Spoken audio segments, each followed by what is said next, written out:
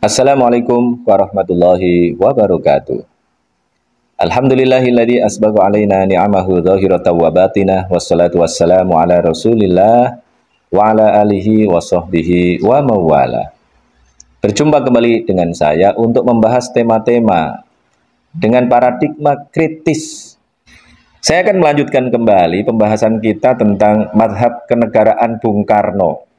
Karena kita sudah bahas pada kesempatan sebelumnya bahwa Indonesia merdeka oleh para pendiri bangsa kita kemudian dikonstruksi sebagai nation state yang religius. Ini adalah temuan dalam disertasi saya yang saya pertahankan di UI pada tahun 2010, 13 tahun yang lalu, nation state yang religius.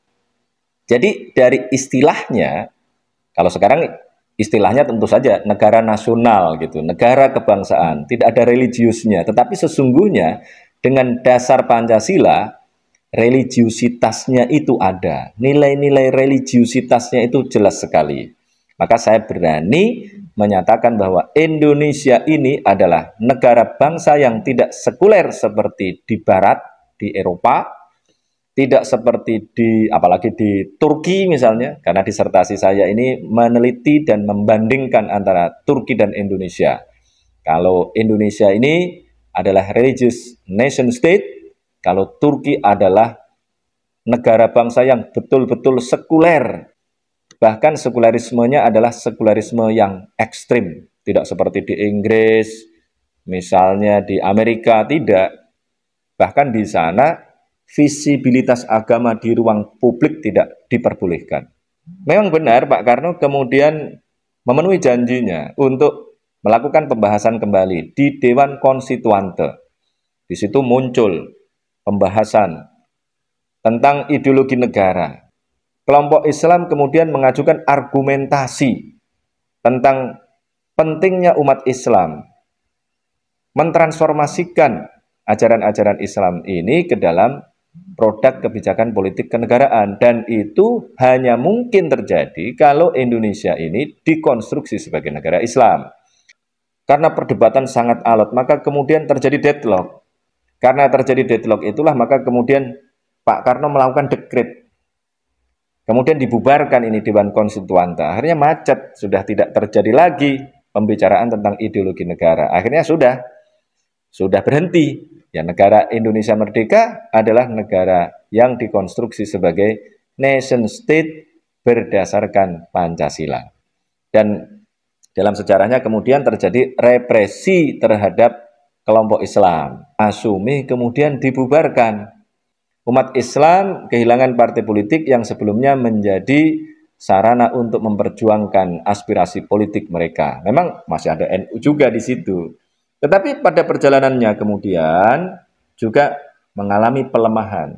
Sampai ketika rezim berganti, umat Islam juga mengalami pelemahan. Umat Islam kecil sekali. Aspirasi politik umat Islam yang besar itu tidak seperti sebelumnya di awal kemerdekaan.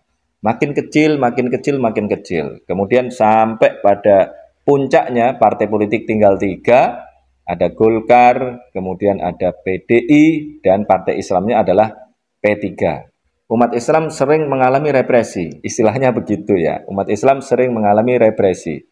Sampai kemudian muncul gagasan baru, bagaimana caranya umat Islam yang mayoritas di Indonesia ini bisa tampil memberikan warna. Muncullah gagasan dari Cak Nur misalnya, agar umat Islam tidak hanya mengungkung diri di dalam satu partai politik, tetapi juga terlibat di dalam partai politik yang sedang berkuasa walaupun tidak menjadikan Islam sebagai dasar ideologi politiknya. Maka muncul istilah yang sangat terkenal, Islam yes, partai Islam no, tanda tanya. Dari sinilah kemudian muncul aktivis-aktivis Islam yang masuk ke Golkar. Dimulai dari yang paling terkenal adalah Pak Akbar Tanjung pada saat itu, aktivis HMI, mantan ketua umum PBHMI, kemudian masuk partai politik tapi bukan P3, masuknya ke Golkar. Kemudian diikuti oleh aktivis Muhammadiyah bernama Din Samsudin. Kemudian diikuti oleh tokoh NU, namanya Slamet Effendi Yusuf. Di Muhammadiyah ada yang mengikuti lagi, namanya Hajrianto Y. Tohari, dan lain-lain. Kemudian banyak tokoh dari NU dan Muhammadiyah, HMI masuk ke Golkar.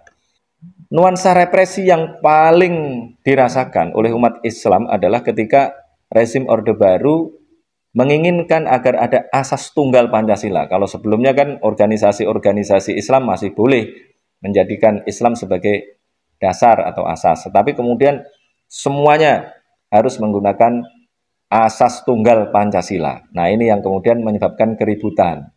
Dan umat Islam makin merasakan bahwa rezim telah melakukan represi terhadap mereka. Walaupun tentu saja rezim juga punya argumentasi. Kenapa mesti memberlakukan asas tunggal Pancasila? Yang menarik adalah ketika terjadi reformasi. Pada saat reformasi ini digerakkan oleh tokoh-tokoh dari berbagai macam ormas juga, digerakkan oleh Pak Amin yang menjadi tokoh reformasi pada saat itu, Gus Dur juga. Nah, kemudian betul-betul berhasil menggulingkan Pak Harto dengan berbagai macam dinamikanya dan analisisnya ya. Ini bisa berbeda-beda. Tetapi yang jelas reformasi ini menghasilkan suasana yang sangat terbuka, sangat bebas. Orang boleh menggunakan ideologi politik apapun asalkan tidak komunis saja. Apa yang terjadi setelah itu? Ketika terjadi perubahan yang luar biasa, ada kebebasan yang luar biasa itu, ternyata tokoh dari NU, ini saya sebut dari NU dulu karena Gus Dur dulu yang mendirikan partai. Gus Dur ternyata kemudian mendirikan partai politik namanya Partai Kebangkitan Bangsa. Bukan Partai Kebangkitan Islam, bukan Partai Kebangkitan Nahdlatul Ulama misalnya, bukan. Tetapi yang didirikan adalah Partai Kebangkitan Bangsa. Ini menunjukkan bahwa paradigma yang diusung oleh Gus Dur adalah paradigma kebangsaan. Padahal bapaknya dulu di BPUPKI, kemudian tokoh-tokoh NU di Dewan Konstituante, memperjuangkan ideologi Islam. Tetapi ketika Gus Dur punya kesempatan mendirikan partai politik, yang diusung, yang didirikan justru Partai Kebangkitan Bangsa.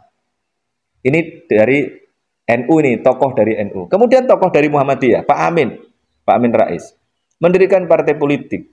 Partai politiknya bernama Partai Amanat Nasional. Ini ada sejarahnya soal nama ini. Mestinya ada 3 itu yang mau dipilih. Partai Amanat Nasional, Partai Amanat Rakyat, atau Partai Amanat Bangsa. Tapi sejak awal katanya sudah kalah Partai Amanat Bangsa. Tinggal ada 2, PAN dan PAR, Partai Amanat Rakyat dan Partai Amanat Nasional. PAN ini didukung oleh Pak Fatwa, AM Fatwa. Kemudian voting, tetapi ternyata yang menang Pak AM Fatwa, kubunya Pak AM Fatwa. Maka partai yang diinisiasi Pak Amin Rais ini tidak bernama Partai Amanat Bangsa, tidak bernama Partai Amanat Rakyat, tapi Partai Amanat Nasional. Coba bayangkan. 2 kata, bangsa dan nasional ini kan sama, yang satu bahasa Inggris, yang satu bahasa Indonesia, gitu aja. Artinya sama. Jadi kalau mau kita bolak-balik, PAN itu ya bisa disebut sebagai Partai Amanat Bangsa, PKB bisa disebut Partai Kebangkitan Nasional. Tetapi inti yang ingin saya sampaikan adalah tokoh-tokoh Islam dari NU dan Muhammadiyah yang nenek moyangnya dulu secara politik menginginkan agar Indonesia merdeka, dikonstruksi sebagai negara Islam, ternyata kemudian mengalami perubahan. Gagasannya sama dengan gagasan Pak Karno. Partai Amanat Nasional, Partai Kebangkitan Bangsa, Partai Amanat Bangsa, Partai Kebangkitan Nasional. Jadi gagasan Bung Karno ternyata menjadi pilihan mazhab bagi mereka ini. Karena melihat memang Indonesia ke depan ini perlu didesain secara lebih kuat sebagai negara bangsa yang religius. Ini menunjukkan bahwa gagasan Bung Karno untuk membangun negara Indonesia sebagai nation state tadi itu ternyata lebih membumi dan kemudian makin bisa diterima oleh berbagai macam kalangan.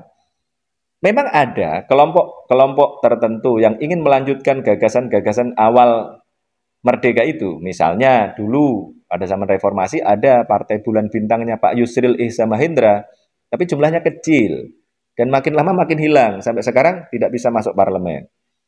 Kemudian ada PK, kemudian menjadi PKS sekarang. PK awalnya juga sangat formalistik. Kemudian berubah, mengalami perubahan. Setelah menjadi Partai Keadilan Sejahtera, gagasan politiknya juga makin terbuka. Bahkan kemudian yang ditiru adalah Partai AKP di Turki. Nah, PKS sering melakukan studi banding dulu pada saat ketua umumnya Pak Anies Mata yang sekarang bikin Partai Gelora. Itu studi bandingnya ke Turki untuk melihat AKP. AKP ini adalah partai politik yang dipimpin oleh dulu ada Abdullah Gül, kemudian Erdogan yang sekarang ini. Nah, ini adalah partai politik yang kemudian banyak ditiru oleh Partai Keadilan Sejahtera. Maka juga mengalami perubahan. Sekarang justru menjadi partai terbuka. Tinggal P3 saja yang menjadikan Islam ini sebagai basis. Karena ini tentu saja berdasarkan berbagai macam pertimbangan saya kira. Tetapi tidak pernah P3 kemudian menginginkan agar Islam ini menjadi dasar negara lagi misalnya. Kita tidak pernah dengar itu. Ini hanya persoalan bagaimana mempertahankan konstituen saja dari masyarakat Muslim yang sudah mengenal P3 sejak dari dulu. Kalau berubah nanti konstituennya bisa hilang itu. Nah, ini menunjukkan bahwa tadi sekali lagi madhab kenegaraan Bung Karno ini ternyata makin diterima oleh masyarakat Muslim Indonesia. Maka gagasan madhab Bung Karno dalam kehidupan politik kenegaraan ini menjadi sangat relevan. Dan jangan dikira ini bukan bagian dari fikih. Masalahnya adalah umat kita ini terlalu dikungkung oleh paradigma fikih yang terbatas hanya pada soal ibadah dan muamalah. Tidak melanjutkan kepada fikih siasah. Justru pemikiran-pemikiran Bung Karno inilah yang makin relevan untuk kehidupan kita dalam konteks fikih siasah di Indonesia. Kalau urusan fikih ibadah mestinya sudah selesai itu 1000 tahun yang lalu. Hukum-hukumnya, perbedaan-perbedaan pendapat tentang apakah sholat boleh bercampur antara laki-laki dan perempuan, itu sudah dibahas 1000 tahun yang lalu. Sudah selesai, ada yang mengatakan haram, ada yang mengatakan makruh. Nah, kemudian kalau mau menjalankan silahkan. Kalau yang memandang itu haram ya silahkan. Yang memandang makruh ya silahkan. Yang memandang yang lain-lain silahkan. Sudah selesai. Tidak usah diributkan. Itu akan membuat umat Islam ketinggalan zaman. Yang lain sudah membicarakan tentang hal-hal yang besar, kita masih berkutat pada masalah itu. Orang lain sudah pergi ke Mars, kita masih berkutat pada urusan sholat. Inilah sekali lagi yang akan membuat umat Islam ini ketinggalan. Kita harus menyadari bahwa kita ini memerlukan berbagai macam pembaharuan dari paradigma teologi, kemudian paradigma fikih, paradigma ekonomi, paradigma politik, paradigma sains dan teknologi, sehingga umat Islam di masa yang akan datang akan menjadi umat Islam yang makin maju, menjadi umat terbaik sebagaimana dijanjikan oleh Al-Quran, kuntum khaira ummatin ukhrijat linnas. Kalian adalah umat yang terbaik yang dikeluarkan untuk manusia. Demikian kajian kita pada kesempatan kali ini. Wabillahi taufiq wal hidayah. Wassalamualaikum warahmatullahi wabarakatuh.